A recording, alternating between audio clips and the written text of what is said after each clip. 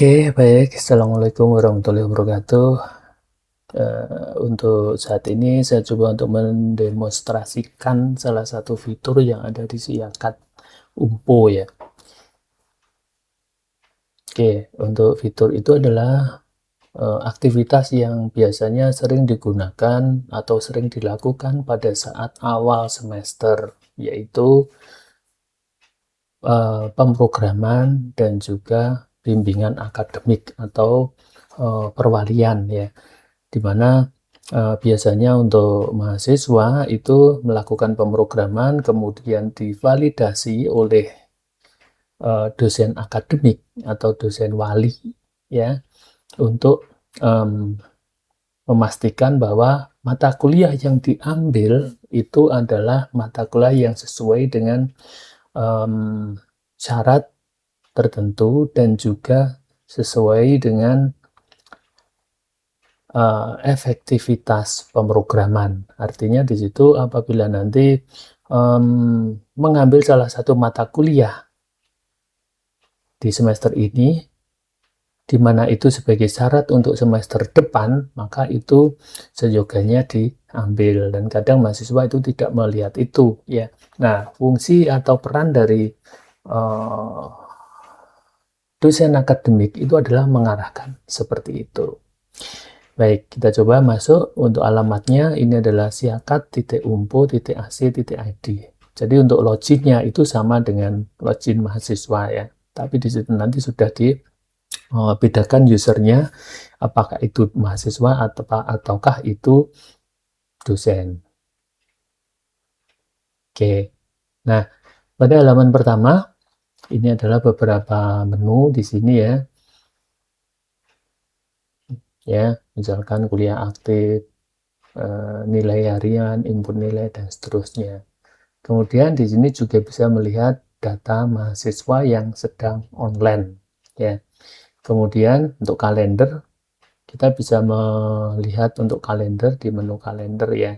Jadi dosen itu nanti bisa melihat secara real time ataupun berkala untuk jadwal akademiknya ya, kalender akademiknya di sini. Baik, kembali pada topik kita, yaitu pemrograman atau bimbingan akademik oleh dosen ya terhadap mahasiswa bimbingan akademiknya. Nah, yang dilakukan pertama itu adalah memilih menu bimbingan akademik ini ya. Untuk menu-menu yang lain nanti akan saya coba demokan sesuai dengan nanti kebutuhan yang diprioritaskan ya. Nah, ini bimbingan akademik. Nah, di sini ada data mahasiswa yang menjadi bimbingan dosen ya. Jadi di sini ada angkatan yang mungkin sudah lama, kemudian angkatan berapa dan seterusnya. Di mana di sini ada status. Nah, ini yang mungkin perlu kita cermati ya.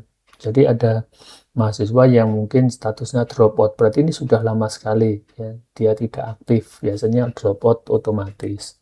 Kemudian di sini ada proses kelulusan. Nah, kalau statusnya seperti ini, proses kelulusan seperti ini, maka ini tidak perlu diprogramkan. Karena apa? Dia itu sudah proses lulus, jadi dia sudah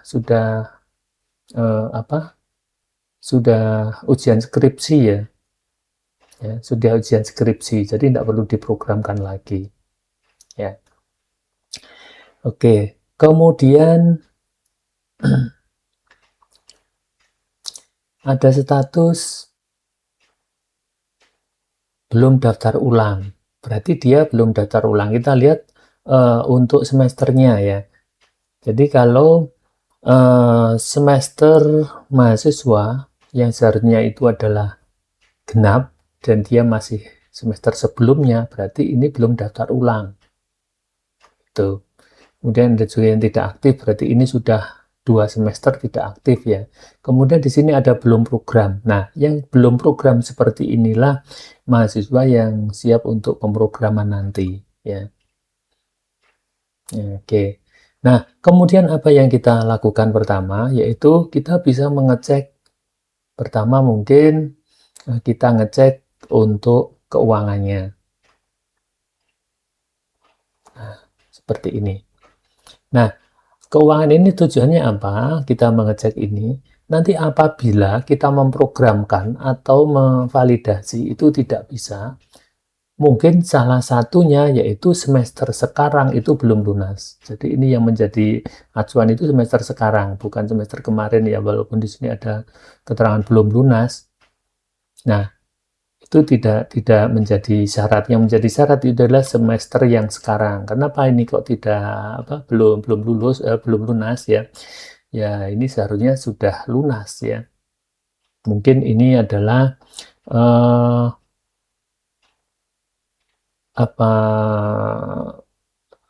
apa beasiswa juga bisa yang mungkin belum dimasukkan datanya oleh bagian administrasi keuangan, bisa saja seperti itu ya. Tapi seharusnya itu lunas juga gitu. Nah, kalau kita lihat di sini ada kelebihan sekian ya. Nah, ini mungkin seharusnya masuk ke semester yang kurang ini. Tetapi karena di sini ini belum dialihkan, biasanya dialihkan oleh bagian keuangan ya ke semester yang seharusnya seperti itu. Tapi yang jelas kita perlu perlu kita lihat itu adalah semester yang sekarang itu sudah lunas atau belum ya. Itu kalau belum berarti belum lunas, belum bisa pemrograman gitu ya. Itu.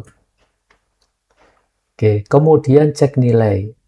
Nah, cek nilai ini tujuannya apa? Yaitu untuk melihat perkembangan dari mahasiswa tersebut.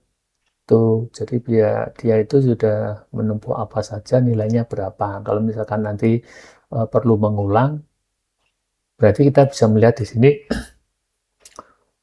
nilai yang harus diulang itu nilai berapa dan mata kuliah apa gitu ya di sini. Walaupun nanti di pemrograman bisa kita lihat. Oke. Kemudian kita coba salah satu di sini ya, proses perwalian. Nah, pada saat kita klik proses perwalian, nanti akan ada beberapa fasilitas yang tampil di sana, yaitu informasi keuangan untuk semester yang berjalan.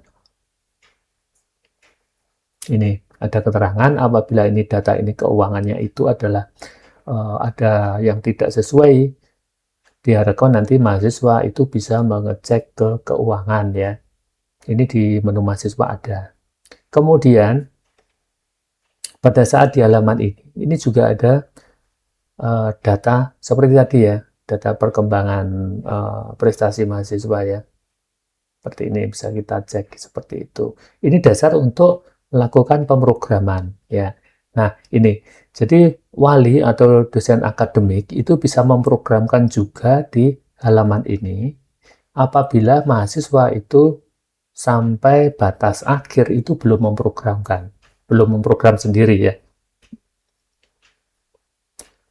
Itu adalah tugas, salah satu tugas dari dosen akademik untuk memastikan mahasiswanya itu sudah program. Nah, di sini kita bisa melihat yang perlu diperhatikan yaitu semester sekarang berapa ya. Semester 4. Jadi sesuai dengan NIM-nya ini ya. Ini harus kita perhatikan. Kemudian IP semester lalu berapa? Ini juga penting kita perhatikan. Kemudian beban SKS berapa? Beban SKS sekarang yang bisa diambil, kemudian statusnya apa? Oke, belum program, berarti mahasiswa ini belum program. Nah, kemudian kalau kita lihat di sini ada mata kuliah yang statusnya sudah program, berarti ini sudah diprogram. Nilainya juga ada sebagai acuan, tapi ini semester genap ya. Untuk semester 1 ya pilihannya di sini tadi. Nah, sini tadi. Itu karena yang ditampilkan itu semester genap semua. Sesuai dengan semesternya ya. Kemudian ada yang belum, berarti ini belum pernah diambil. Nah, untuk satu contoh ya, untuk contoh misalkan ini diprogramkan, nah ini bisa kita lihat di sini, jumlah SKS yang dipilih ini belum ada ya, masih 0. Jumlah maksimal 24. Nah ini kalau kita ambil 1, 2, 3, 4, 5 misalkan. Oke, tampil 15 ya. Kemudian misalkan kita terus lanjut 20, 23. Nah, setelah 23, nanti untuk yang lain ya, ini sudah tidak bisa dipilih lagi. Artinya batas maksimal untuk pemilihan di sini sudah mencapai batas maksimal yang diambil. Apabila mengambil lagi karena SKS-nya di sini 3, padahal di sini kurangnya hanya 1, itu tidak bisa ya, seperti itu. Oke, kemudian untuk berikutnya ini validasi perwalian. Nah, di sini ada subjek pesan, kemudian catatan. Nah, subjek pesan ini nanti menjadi subjek pesan pada mahasiswa ya, di notifikasi. Tuh, catatan ini nanti menjadi pesan yang dikirim ke mahasiswa. Misalkan dipanggilkan ini karena apa, atau mungkin memberikan pesan yang sifatnya itu memberikan support atau seperti apa, silakan ya, bebas di sini. Oke, seperti itu. Kemudian baru klik proses perwalian. Nah, seperti itu. Tetapi kalau misalkan mahasiswa itu sudah program, maka tampilannya tidak seperti ini. Oke, saya coba tampilkan di mahasiswa tadi. Ini kan sama. Kemudian mahasiswa nanti akan memprogram sendiri secara mandiri itu melalui menu program RPS. Nah, ini sama seperti tadi yang ditampilkan di dosen tadi. Misalkan ya, suatu contoh, mahasiswa memprogram ini. Oke, 20 dan ini 23. Nah, ini sudah tidak bisa, ini maksimal. Oke, kemudian dikirim. Oke, pesan sudah berhasil, pemrograman sudah berhasil. Oke, nah kita lihat di sini. Nah, mahasiswa ini nanti akan disajikan mata kuliah yang sudah diambil tadi. Tapi di sini mahasiswa sudah tidak bisa merubah karena ini proses pengajuan pada dosen wali, gitu. Nah, mahasiswa di sini sudah bisa melihat KRS-nya ya, seperti ini. Oke, jadi sudah bisa dilihat KRS-nya sudah jadi, tetapi ini belum divalidasi oleh oleh dosen wali ya. Oke, saya kembali ke dosen wali. Nah, di sini. Nah, kalau sudah diprogram oleh mahasiswa, maka akan muncul seperti ini. Jadi ada beberapa mata kuliah seperti ini. Kemudian di sini juga, nah ini yang penting ya. Pada saat mahasiswa sudah memprogram ini, nanti di sini akan muncul yang tercontreng. Berarti ini mata kuliah yang diambil tadi seperti ini. Nah, misalkan ingin merubah ini, kita bisa mengganti dengan secara langsung ya. Jadi yang terpilih sekarang ini adalah yang sudah diprogram mahasiswa. Nah, kemudian kalau ingin merubah ini, cukup dihilangkan salah satu, misalkan diganti dengan ini misalkan. Oke, kemudian pesannya dituliskan di sini. Ini kalau ada pesan, kalau misalkan tidak ada pesan ya tidak apa-apa ya, opsional. Oke, proses. Oke, nah kita lihat di sini. Nah, sudah diperganti salah satu ya ini. Nah, kemudian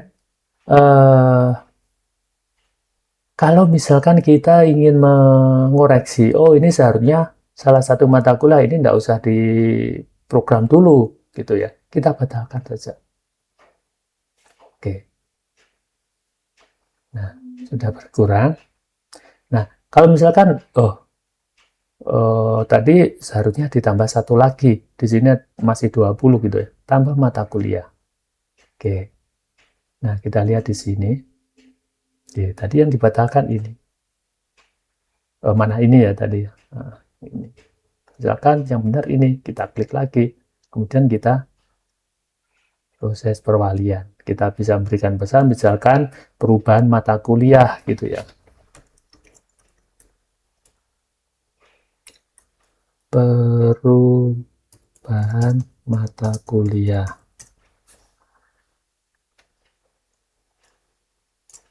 Tambah mata kuliah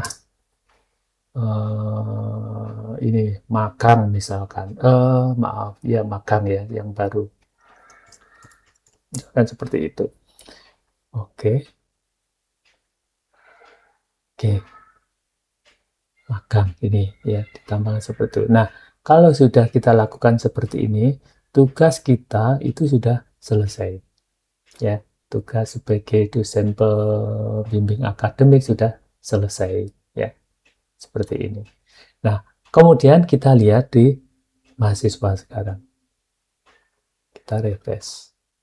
Nah, oke, sudah validasi wali, sudah divalidasi gitu. Nah, baru ini sudah sah untuk ditetapkan sebagai mata kuliah yang ditempuh semester depan. Oke, baik. Seperti itu ya untuk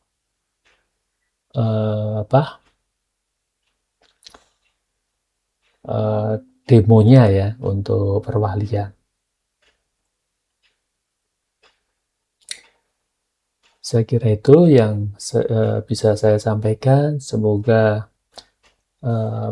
mudah untuk dipahami. Jika ada kendala atau mungkin ada kritik saran, silahkan kirim ke WA atau bagian admin sistem.